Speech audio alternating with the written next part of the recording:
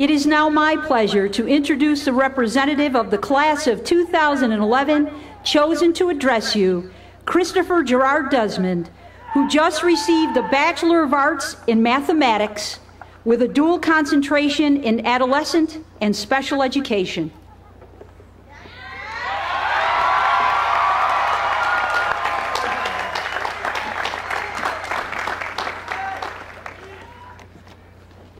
A lot of people here.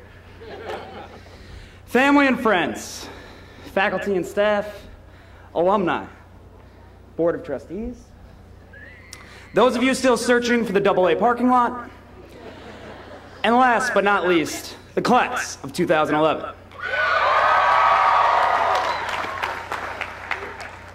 My Lemoyne College experience, like many of you, officially began at freshman orientation in 2007.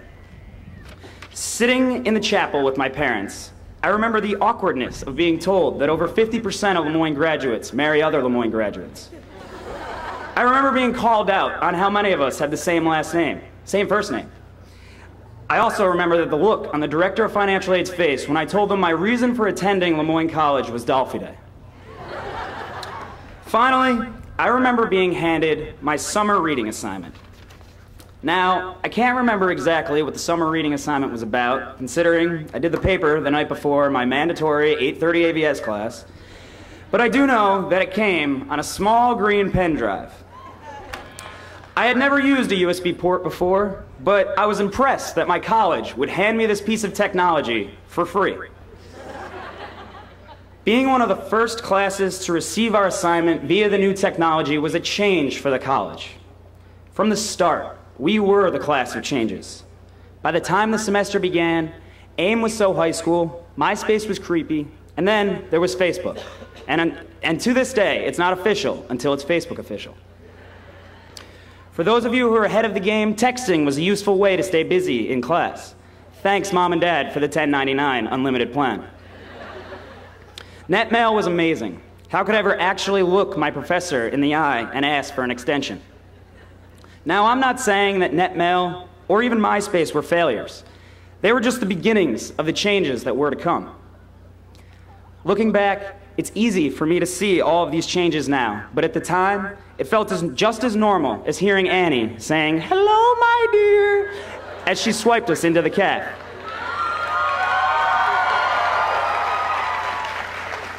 New experiences instantly became normal. What was normal? Normal was scrounging up quarters and paying $1 to clean your clothes. Normal was sweating in the Nelligan computer lab, waiting an hour for one PDF page to print because the walk across the quad to the library seemed like a mile. It was normal to get a new wardrobe of Lemoyne t-shirts just by walking around campus. It was normal to hear the familiar buzz of excitement in the dorms any day of the week. All-you-can-eat buffets, ice cream every night for dinner, and late-night Diamantes runs were things that were new for about a week and then became our daily routines. These are only some of the changes that came about in 1 year, and I'm sure that you can think of so many more. What is new constantly becomes comfortable. It's comfortable to sit on the white couches in the new den that already have the stained remains of a Barb Carper sandwich. It's comfortable to sip coffee from Dunkin' Donuts on the way to class. It's comfortable to hear the growth of our college in the form of construction.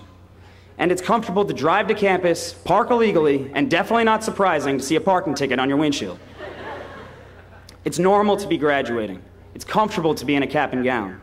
However, everything in the past was once uncomfortable and unknown.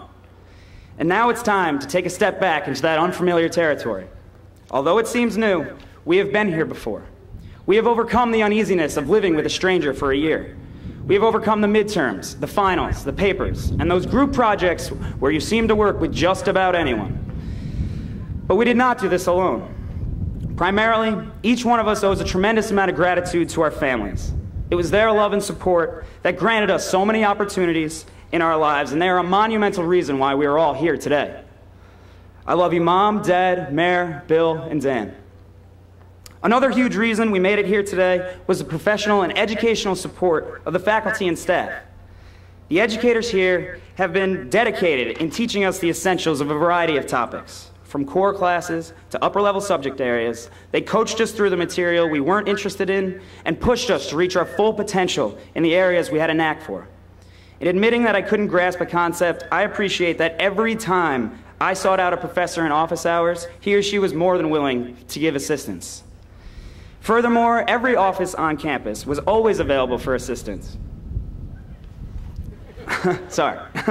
From planning events through student development to even paying your bills at the bursar's office. It was hard to find you could never find an office without a love and interest of helping our students.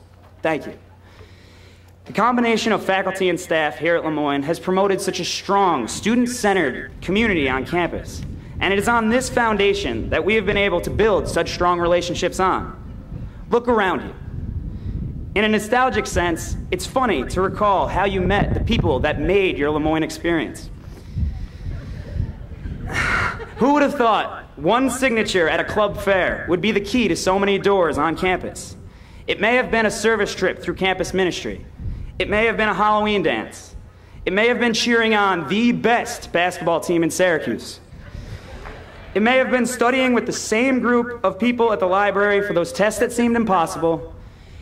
It may have been squeezing in a cab off Westcott because leaving someone behind was not an option. No matter which path we took, these experiences brought us closer together. We came onto this campus with uncertainty, but we will leave with lifelong friendships, welcomed acquaintances, and a permanent home on the Heights. Now, we must use these experiences and look ahead to the future. I don't fear for our class's future because our family, Lemoyne, and our friends have provided us with the support, the resources, and values to succeed. All of the changes we have seen and experienced have equipped us for the constant changes that will be thrown at us in life. Even when things get tough and you can't seem to reach your goals, just take a second to look back and think how far you've really come. Remember your failures, like the time you didn't make Dean's List by 1/10 of a point. Remember your mistakes, like getting written up 8 times first semester freshman year. Embrace these experiences, and remember, after everything, you made it here today. To the class of 2011, cheers.